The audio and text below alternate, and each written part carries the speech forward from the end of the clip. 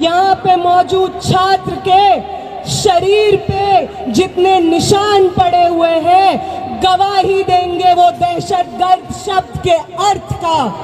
जो डिक्शनरी होती है उसमें जब दहशतगर्द लिखा जाएगा, दहशत लिखा जाएगा, डर लिखा जाएगा, हिंसा लिखा जाएगा, तो दिल्ली पुलिस का नाम बार बार दर्ज किया जाएगा।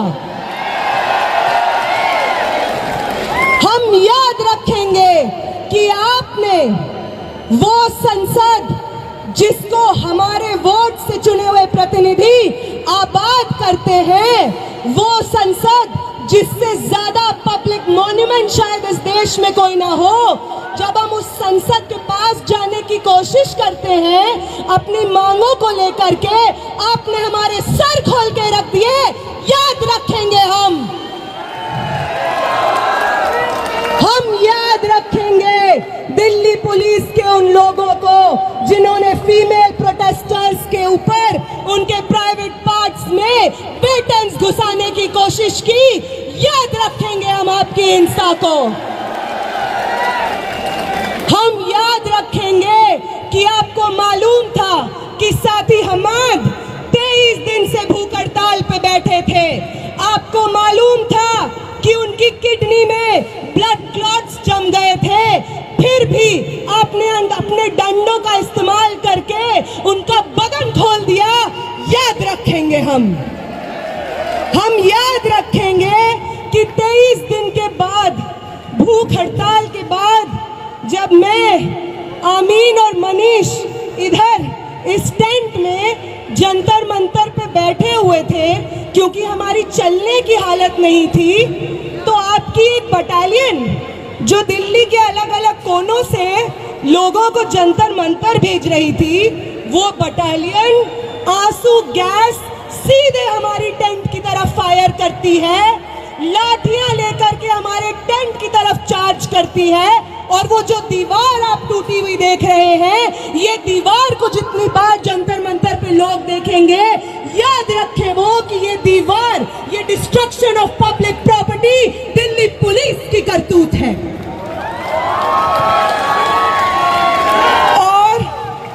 और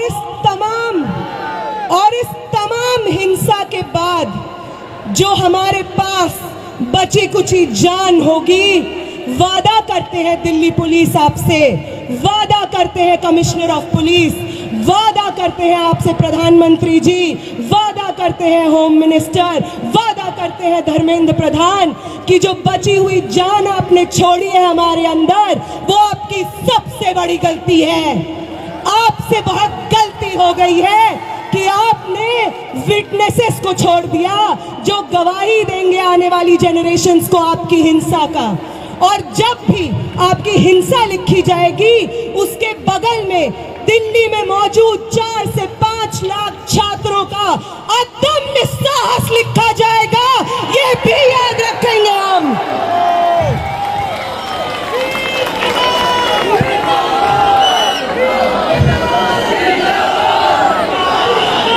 याद रखेंगे हम कि पटना से कूच करके, लखनऊ से कूच करके, महाराष्ट्र से कूच करके, कर्नाटका से कूच करके एक दूसरे को जानते नहीं थे जो लोग, उन्होंने आपकी हिंसा से एक दूसरे को बचाया है, अपने शरीर से अपने बगल वाले इंसान को बचाया है, सिर्फ इसलिए ताकि इस देश में लोकतंत्र जिंदा रहे, आगे आने वाली पीढ़ी के लिए शिक्षा जिंदा रहे। और अगर आपको उदाहरण ही चाहिए कि कौन इंस्पायर करता है हमें, तो अभी देते हैं आपको उदाहरण।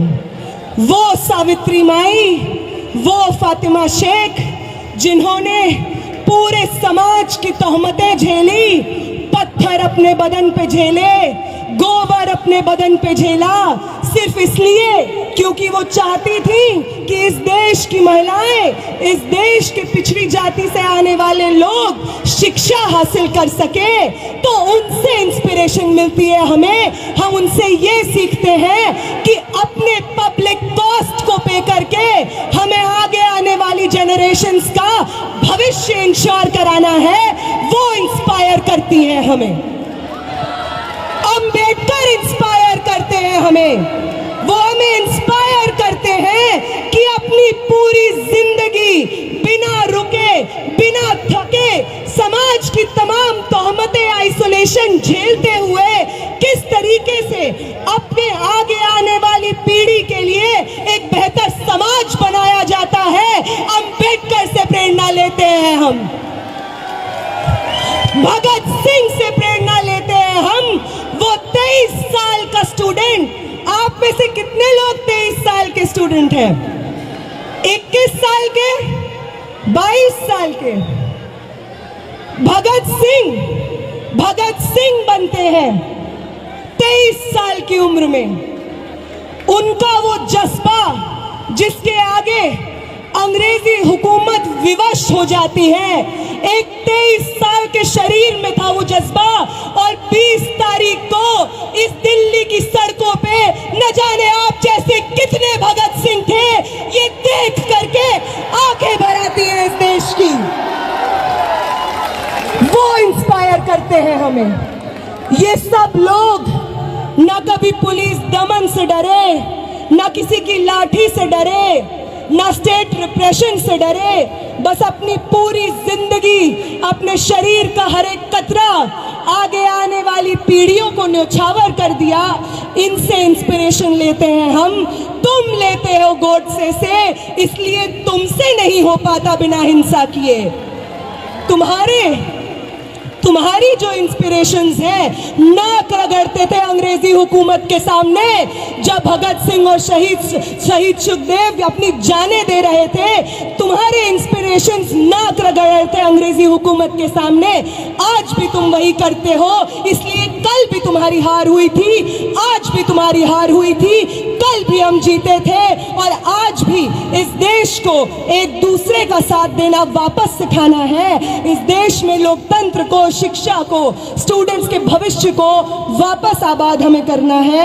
आप सबका बहुत बहुत शुक्रिया कि आप यहाँ पे मौजूद हैं, सुन रहे हैं और इतने पेशेंटली पर्सनल कॉस्ट पे यहाँ पे बैठे हुए हैं। तो सरफरोशी की तमन्ना अब हमारे दिल में, तो देखना है जोर कितना बाजुए कातिल, तो वक्त आने दे बता देंगे तुझे आसमां।